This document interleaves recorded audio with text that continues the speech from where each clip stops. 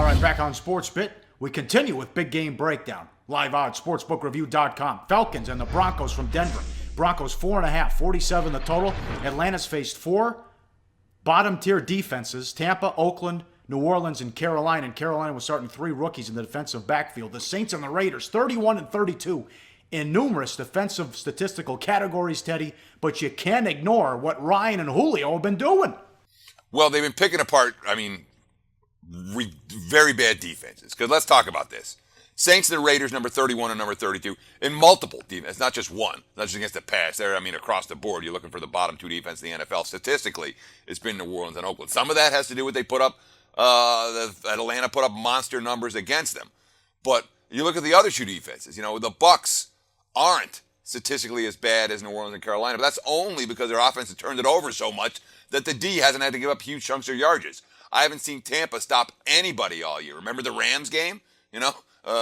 For example, and of course, I would say that Carolina sort of had maybe a dumb defensive game plan last week, don't you think? But yeah, Matt Ryan and the Falcons, they put up ridiculous numbers. They executed their offense at a very high level. But Denver's a different animal. NFL best, 4.3 yards per play allowed. NFL best, plus 1.2 yards per play overall. I'll tell you this, the Falcons have looked great offensively, but this is by far the toughest test they faced here in 2016. Now let's start at the quarterback position with Denver, because you saw Atlanta money come in on Friday. We had that Kubiak quote that you'll read in a second earlier in the week. Now Adam Schefter went on a Denver radio station and is saying all signs are pointing to Paxton Lynch getting the start. And he might. And frankly, I would like Denver a little bit more with Lynch behind center than with Simeon behind center this week. Simply because Simeon is not going to practice. And this is from Wednesday's show, where Kubiak said that he's, quote, capable of playing Sunday without practice this week.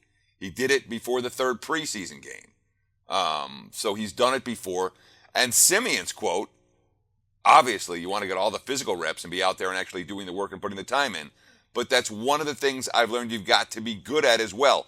Mental reps and making them count. So even if Simeon doesn't practice all week, I wouldn't be shocked if he is behind center on Sunday. And I think the markets are going to bet Denver up if Simeon starts. They're going to bet him down if Lynch starts. And honestly, the better move might be to go the other way. That's your classic knee-jerk reaction. But if you read the nuance in this game, the nuance tells me, and especially the way Lynch looked last week, he looked ready. And he looked ready in the preseason.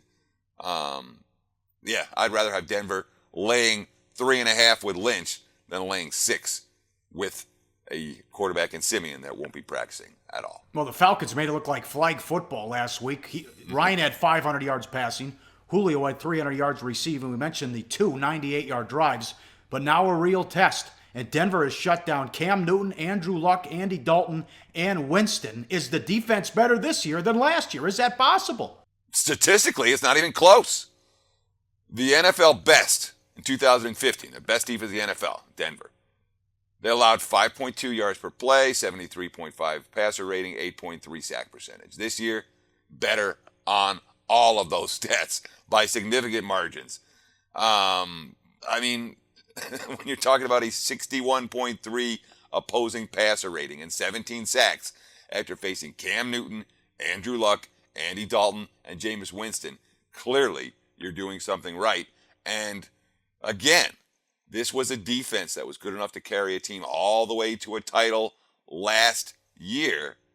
Even with Paxton Lynch, their quarterback play is going to be every bit as good as it was in 2016. And of course, they're getting it done as a team. It's not just Von Miller. It's not just the stars. Derek Wolfe last week at Tampa Bay, 2.5 sacks, 6 tackles, 2 tackles for loss, and 5 quarterback hits. That's an impressive day for a guy who's not considered an quote-unquote impact player on that team. Hey guys, for the full video, go to sbrpicks.com. Research before you bet. Be sure to check out SBR Picks for the best game predictions, breakdowns, and much, much more.